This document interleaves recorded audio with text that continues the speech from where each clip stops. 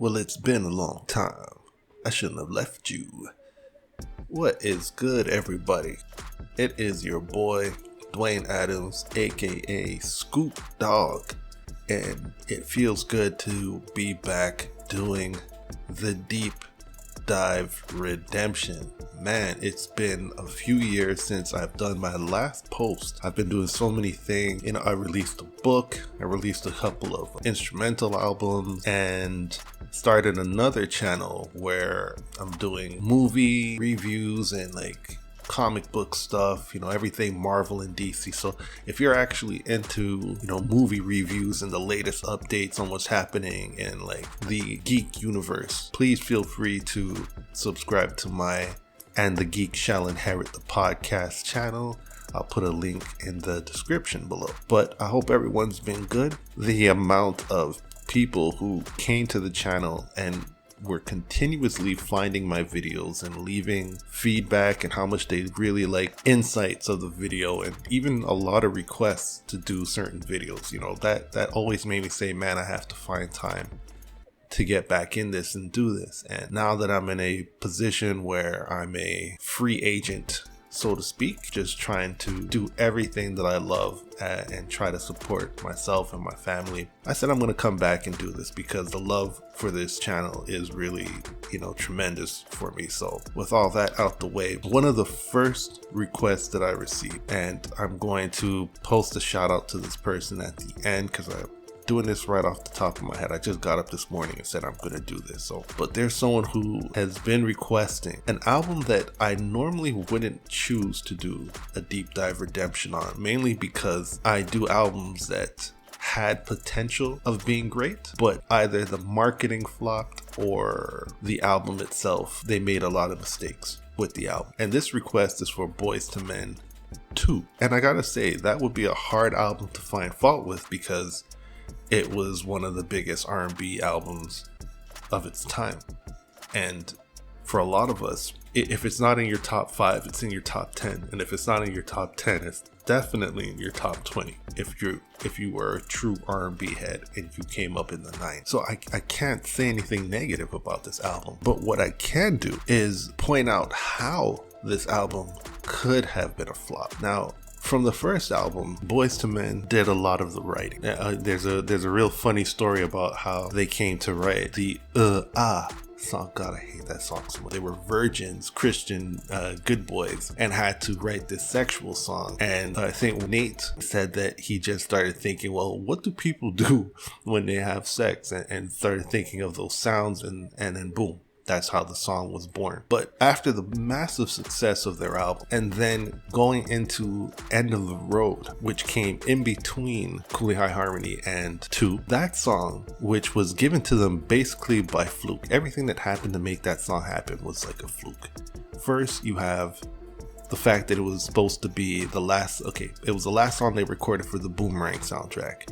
Babyface wanted to keep it for himself. He recorded the first verse, didn't think he pulled it off well enough, and basically decided to then call in Boyz II Men to do it last minute. They did it while they had one day off on their tour, and they recorded the song, and boom, it became one of the biggest R&B singles of our time again. So with this, the record label wanted to bring in heavy hitters for the second album. And just seeing how they had so much success with Babyface, they were like, okay, we need to give you guys the best, which would be Babyface again, right? He just gave you End of the Road. We're gonna need another Babyface single and a couple others, but we also want you to work with Jimmy Jam and Terry Lewis, which a lot of R&B artists, that's what you aspired towards. You wanted to get in the studio with Babyface, even if it was just one song. That's what you were chasing after.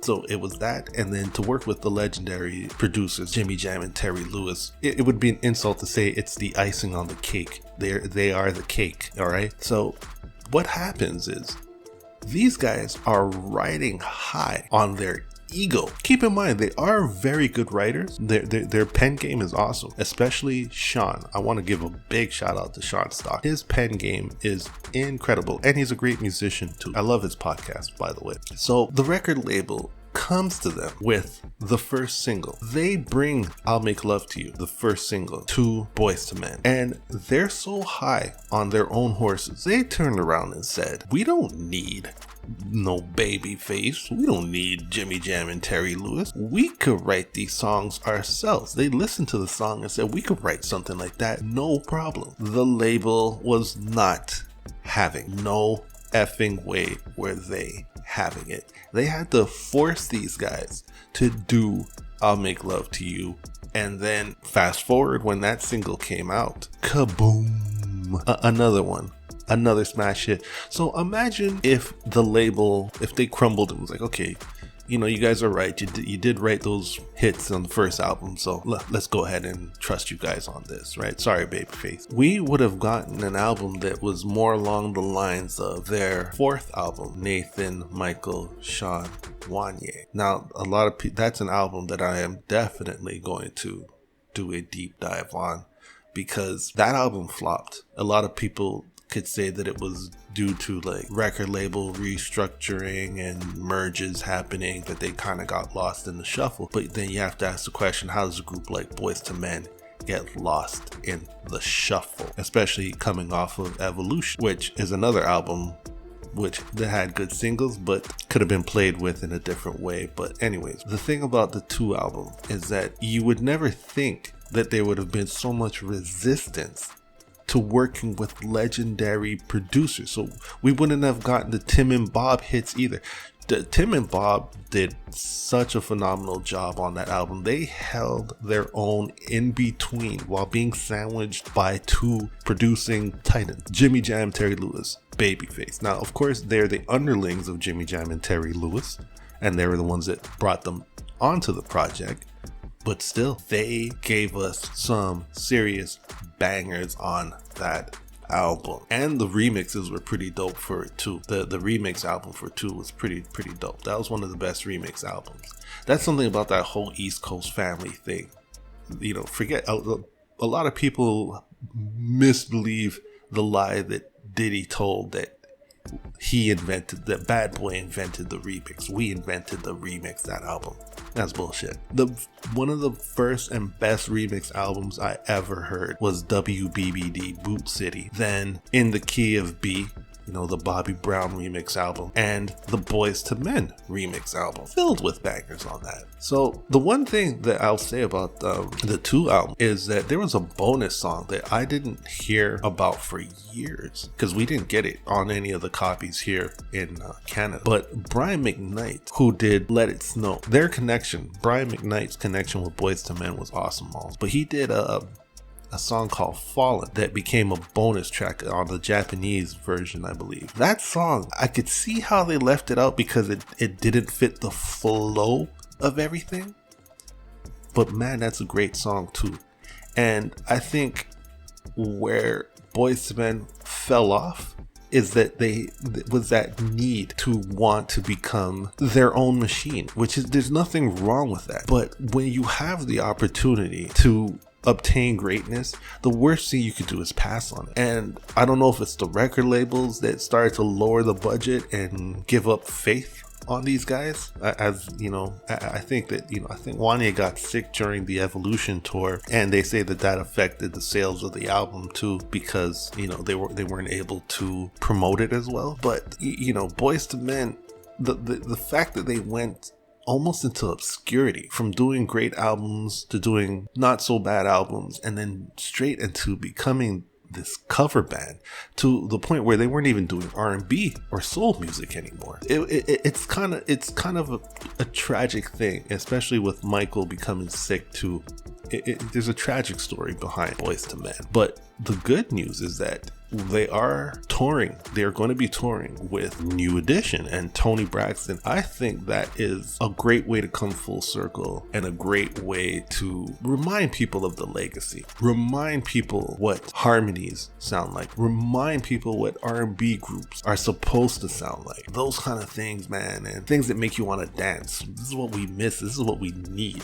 But the no auto-tune, the no, I was a rapper, but now I turned singer because it's so easy just to rap like this, and now I'm an R&B singer with some auto-tune. None of that BS. I'll say something. They knocked themselves out of the #1 spot 3 times. So they had the #1 spot with I'll Make Love to You. Then they came with On Bended Knee. And then they came with the Water Runs Dry. This came after the Thank You single, which didn't do anything. That song was alright. It was a dope way to open the album, but a single, I wouldn't have put that out as a single. The only other person to do that was like Elvis Presley and someone else. I can't remember who. But the 2 album is just pure great. And I think they released all the perfect singles for this. The only one that I think they should have released and they didn't release is 50 Candles. I don't think they wanted to go that erotic with Boyz II Men. They liked the more neutral ballads, you know, like I said, like the first 2 singles On Bended Knee, I'll Make Love to You, Water Runs Dry, you know, the you know, that kind of stuff, the touchy-feely stuff. 50 Candles is, man, that was a song that you had to put on your slow jam mixtape at a certain point of time. You know, you don't put that on at the beginning of the slow jam mixtape. You put that on somewhere in the middle point where things are going to get hot and heavy. You got to time out your slow jam mixtape. Shout out to everyone that knows what I'm talking about. And if you don't, now you just learned something. There you go. What would have been your choice of a first single if not I'll Make Love to You? That's a tough question. That is a tough one right there. I think for me, I would have gone with, I think I would go with Trying Times. I loved that song and the chorus and the way Wanye's ad-libs would be killing it. Like, oof. Man, I'm going to go listen to that right now. And here's my recommendation.